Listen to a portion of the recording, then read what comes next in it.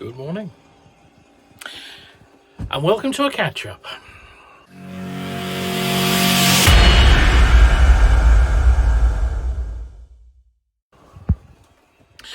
Well, as you can probably tell, I am in Elvis today, and I can't remember the last time. It must be a couple of months before I've done... No, put my teeth back in. Gosh, I'm out of practice. It has been a couple of months at least since I have done any videos at all. And even then, it was only a very, very brief one. I think it must be, I think the last decent video I did, well, you can, whether it was decent or not, you can judge yourself. The last reasonably sized video I did was at Ashton Plains, about giving up the funerals and what have you. Well, I can confirm that I am still not doing funerals. I had quite a lot of very interesting comments, some lovely comments with that. And I think something that I'm using my phone, and it never works quite to plan. Yeah. So, I had some lovely comments, and they were all very, very supportive. They were looking at slightly different ways of thinking about it, which I found actually very interesting. I think essentially I've reached a sort of a point in my life, my work, and my ministry as well. And somebody did comment about, sort of getting your strength from up above when doing funerals and what have you. And that really, that particular comment, you know who you are, that really touched me. It made me think. Because for the last, I suppose, 10 years, I've done quite a lot of funerals, and I was very much relying on my own sort of state of mind, if that makes sense. And a chance to just simply sort of stop and reflect on a more sort of spiritual basis. It's actually been really good for me. And I recently met someone in the most bizarre of circumstances, looking to do spot a business together, and he said, what have you been doing for the last few years? And I said, well, I was a priest and doing these funerals. And he said, you do know I'm a pastor, don't you? And I was blown away by that, because here was somebody that was sort of very relevant to the next stages of my journey and what have you, but he had a similar background to me, and I thought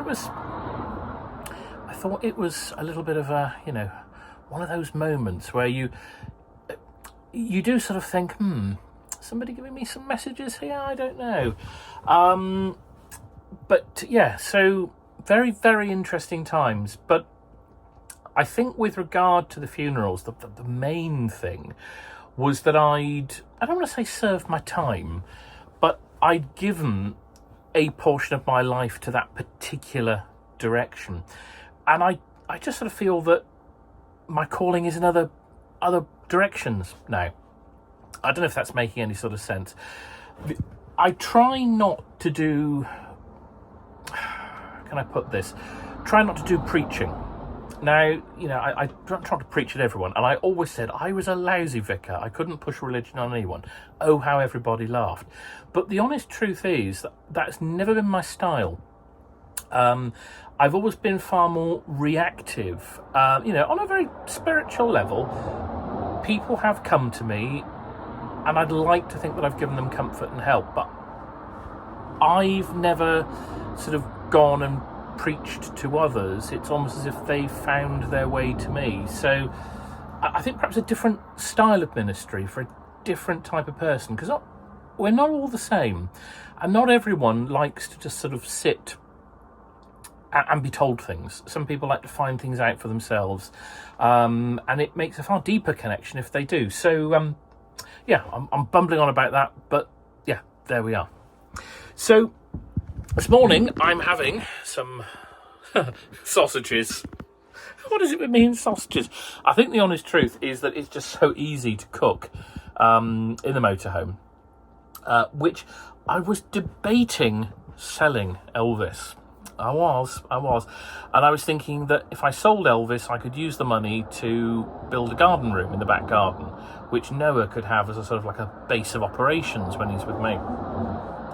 But I realised that I love Elvis. You know, I love Noah, obviously. But we're going to have to find some other solutions for Noah. You know, maybe convert the attic or something, I don't know. Maybe build a garden room. But Elvis is staying for the moment, at least.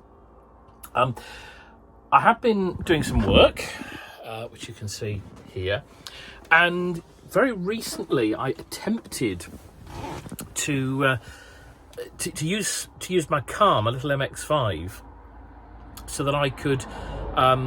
It was sort of easier to get in and out of places and cheaper on fuel and travelling and what have you. And I was trying to use hotels to either stay in or just sit in and work during the day. But, you know, trying to run the clinic, which is, it's all confidential stuff, isn't it? It's people's medical records. I couldn't have a conversation in a hotel lobby. I certainly couldn't leave folders anywhere. Whereas this space here, you know, I can leave a folder on my table, you know, like there. Obviously, you can't see anything. I've very deliberately put all the confidential stuff away, so there's nothing there you can see that's in breach of any medical confidentiality. I wouldn't dare. But no, in all seriousness, yeah, so I put everything away. But I can leave stuff there, and I can go to the loo, which, as you know, is in there. I can make myself something to eat. I can even have a kip if I want to. And everything's quite safe and secure. So I think... Oh, gosh, yeah, that's bright. There we are. Beam of sunlight. So for the time being at least, I am going to be keeping Elvis and working in it. And my glasses, those of you that have noticed, I've got reactor lights. And so if I don't know whether this is UV tinted or not. I know the front windscreen is. No, I don't think that is. But whenever I go outside, because of course not doing the funerals anymore, it was one of those things that I could never ever have. I loved my reactor lights years ago, and when I started doing funerals, I was very aware that we stood outside waiting for everyone to arrive and for the hearse to arrive. And I tried to see the funny side of this. My glasses would change colour, like sunglasses, and they would take a good 2-3 minutes to change back when I went inside. So it would only take me a minute to walk in with the person that was dearly departed, and so I would turn and I would stand, and for the first 2 minutes of every funeral I did, I would have had sunglasses on, and I realised this very, very quickly. So I got rid of them, and I had normal glasses, non-tinted ones for years. But then I thought, you know what? I'm not doing the services anymore. Oh, at the moment, anyway. I've still got the spare pair, so I can wear these reactor lights. But, you know, the vicar in sunglasses, you know, you've got to imagine the thing. Full robes, large sort of cloak in the winter and what have you, and sunglasses. Yeah, it's not a good look, So, yeah, there we are. That's, I suppose, a little bit of catch-up.